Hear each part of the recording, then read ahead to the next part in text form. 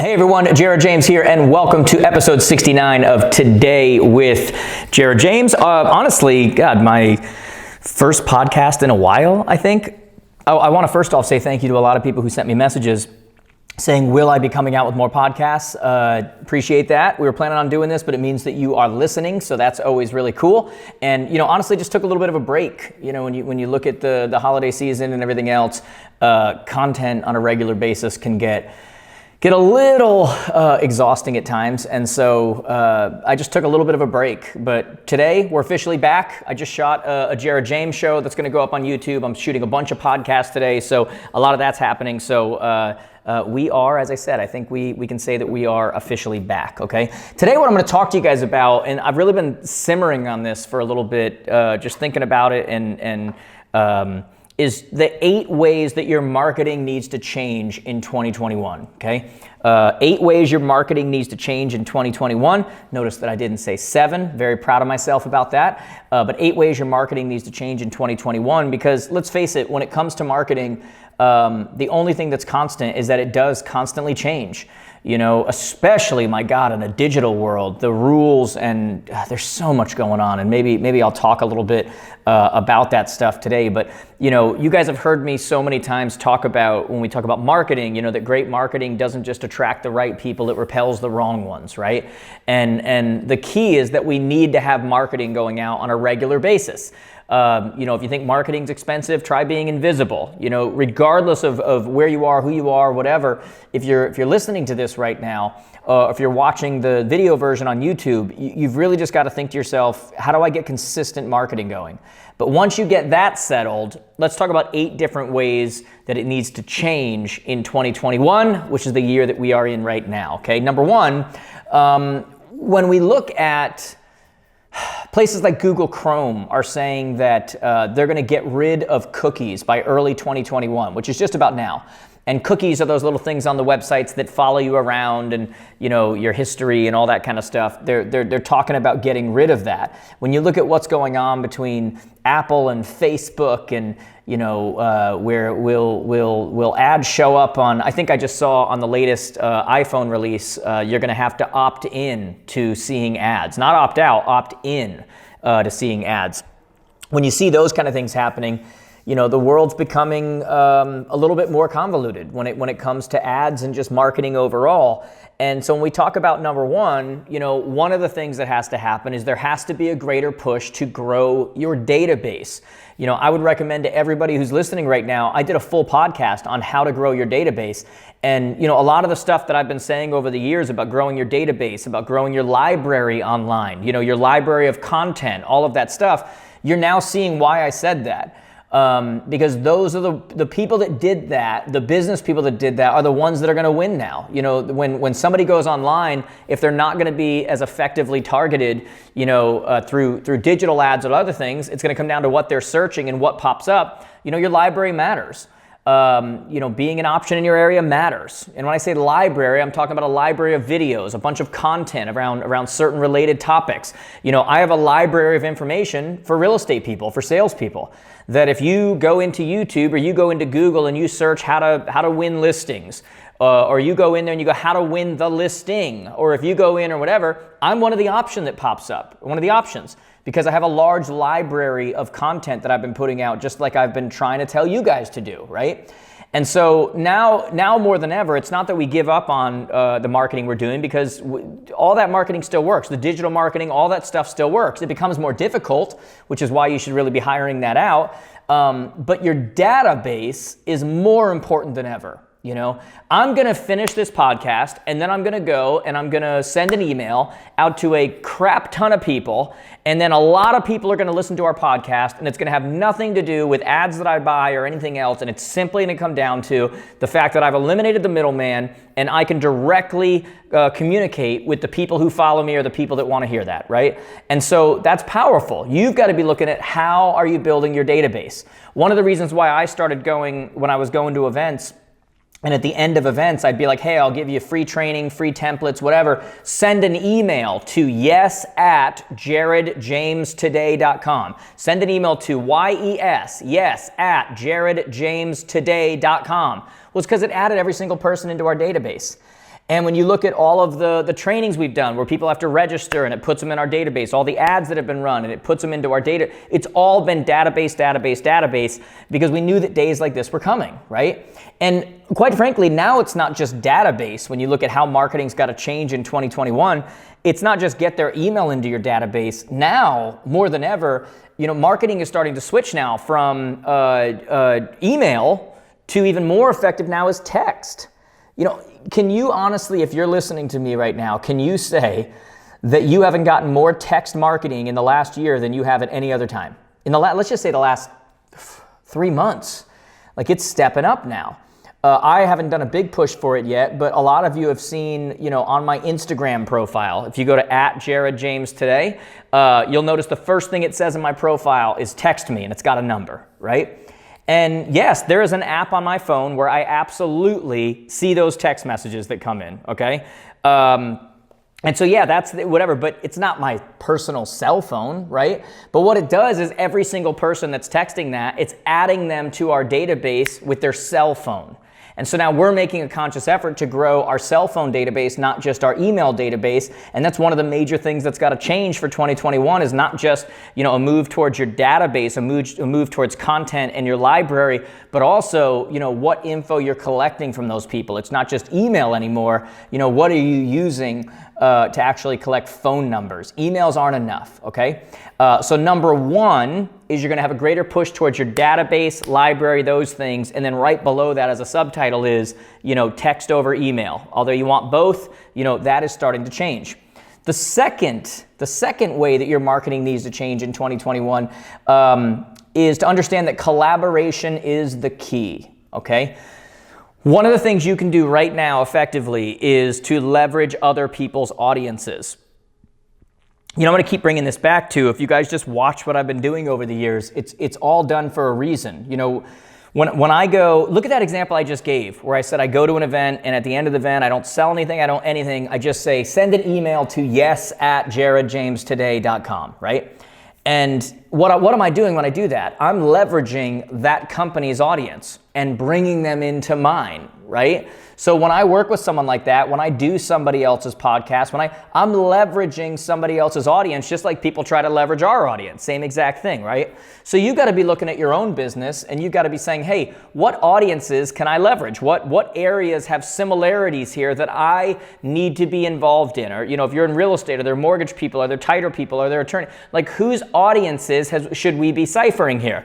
We were teaching our students recently in real estate, how to go after, senior citizen homes and these places, and dealing with the director who, the moment that they're having people move into their senior citizen home, they're selling their house. And a lot of times they don't have somebody to sell their house. Well, that's a great person to be connected with, right? And so you want to start looking at in your business, how do I leverage other people's audiences, right? There's a give and a give there. What can you do for them? What can they do for you? The third thing, we talk about ways your marketing needs to change in 2021, or what's going to continue happening now is, I think that virtual events are going to continue to exist.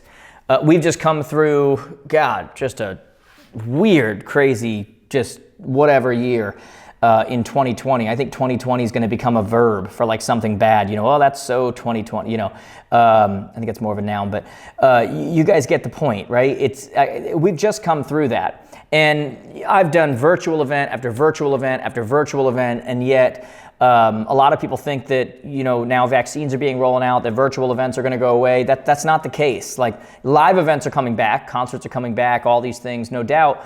But at the end of the day, virtual events they proved themselves to be profitable. We did our last advance, our Jared James advance. We're doing our next one in Nashville in October, but we did our last one, we ended up doing it virtually, and it was way more profitable than when we go rent out a whole place and spend hundreds and hundreds of thousands of dollars and bring our whole company and do, whatever. And so, there's going to be times when that's going to continue to happen from a marketing perspective. We're already looking at, and I'd love to hear from some of you that follow me, we're looking at doing like maybe even a spring conference virtually. So we're going to do our advance in October in Nashville, but then we're thinking maybe we'll do a spring conference virtually like we did the last advance, and do like a marketing conference or do something like that, because now it creates the availability to be able to do those things, right? So that's another thing that's going to continue to happen. The fourth thing that I think is going to happen, or that's going to either change or continue to happen now in marketing,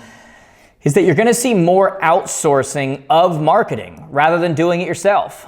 The world of marketing is becoming just, so convoluted and so difficult, and so that a lot of you are just going to want to throw your hands up and be like, I don't get it. I don't need to know about every digital change every day, and now my ads aren't working, and we're already seeing this. I run a company called Jarja Media. And, our marketing department is busier than ever. We just hired another rep. Now we're about to hire another rep that personally works with agents to do their marketing and to do their branding and, all of these things. And it's happening because those agents are choosing to outsource and use a company like us rather than hire a full-time marketer, right? You're going to see that more and more, both because of the cost benefit. It doesn't cost them nearly as much as hiring somebody full-time. But also from the perspective of it's just they can't keep up with all the stuff that's happening and all the new tech stuff and how apps are working and the algorithms and all of that stuff. So you're going to see more outsourcing.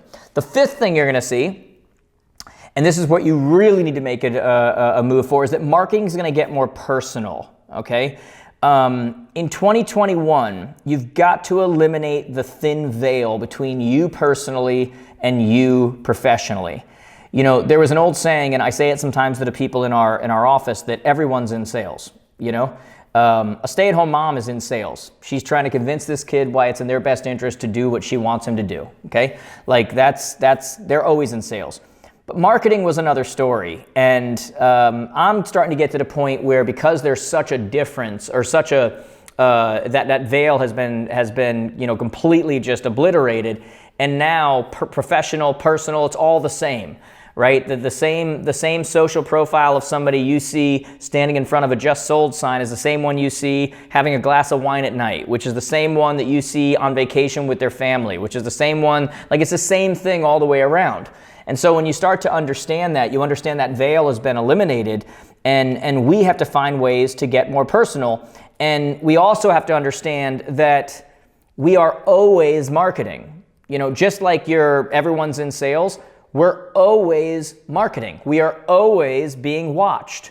It's similar to if you talk to an actor, they'll say that they're always auditioning for their next role. They'll say every small role, every party they go to, everything, they're always auditioning for their next role.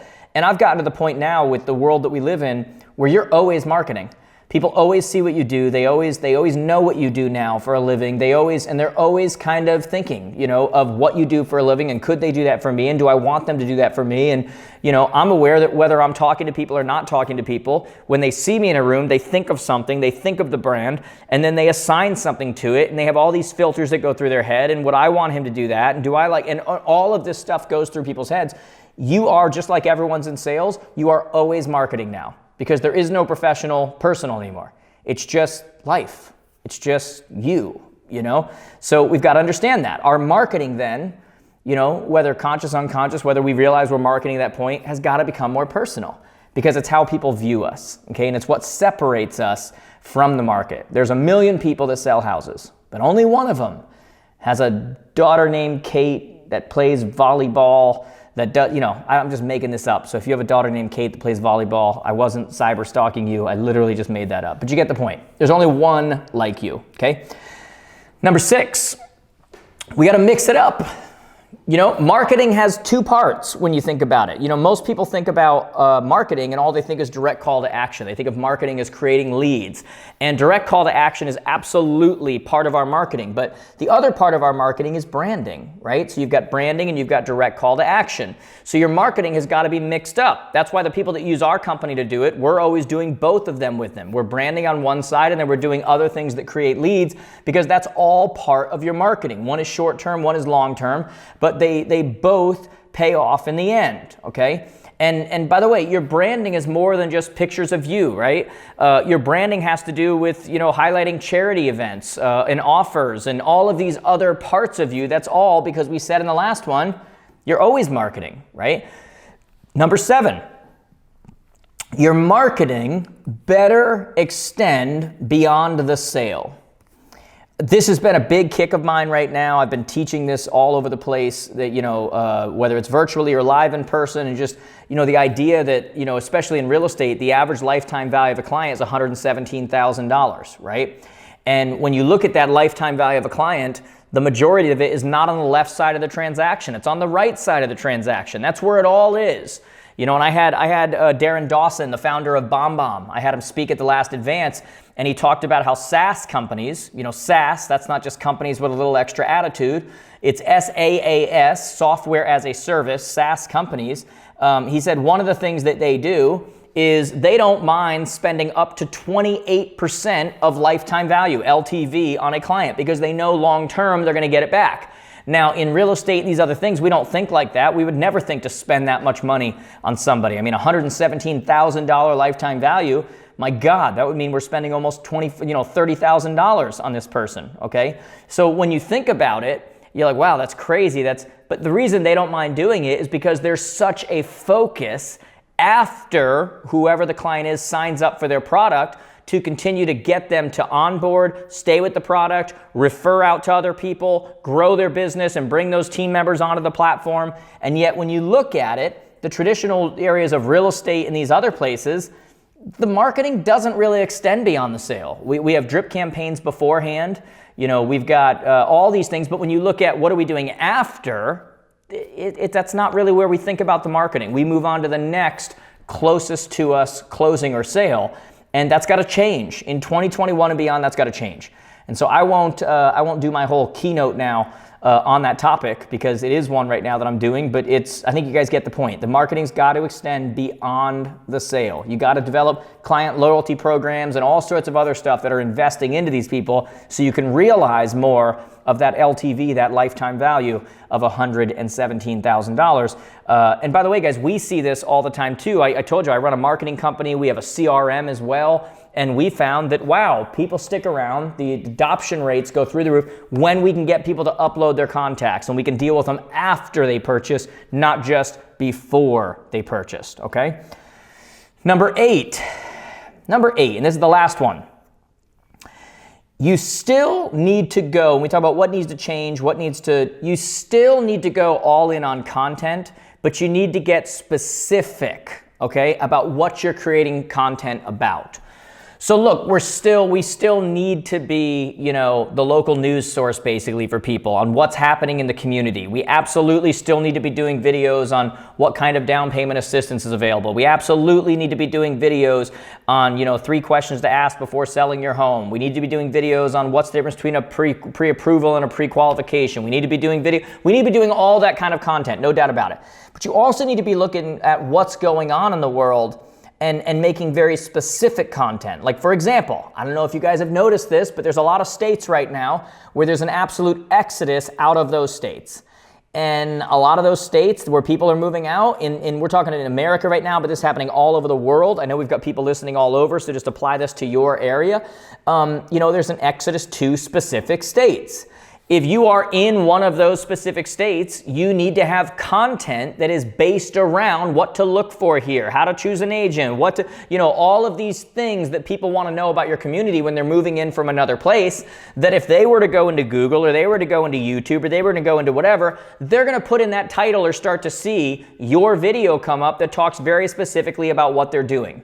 And so that's what I'm talking about when I'm saying your marketing has to be very specific to your audience and the very specific things that are going on right now beyond just the normal, education to your consumer on the normal everyday things that are going on. You want to be talking also about things that are more, they might be more, trapped in a time capsule of right now. They may continue, may not, but they're what people are looking for right now, and not enough people are creating content around that. That's where you're going to want to do it, okay? So those are the 8 things right now when we talk about, what needs to change in your marketing, what needs to stay the same in your marketing, what's gonna change overall in marketing. Those are the things that you want to be looking at. Just kind of do an audit of your business and say, hey, am I doing this? Do I need to get better with this? Those are going to help you a lot. So focus in on those guys. As always, make sure you go to connectwithjared.com, connectwithjared.com, connect on Instagram and Facebook and YouTube and Snapchat and all these places. Subscribe to the podcast. And if you have questions, you can DM me, direct message me. I'd love to hear from you guys. Hope you enjoyed this.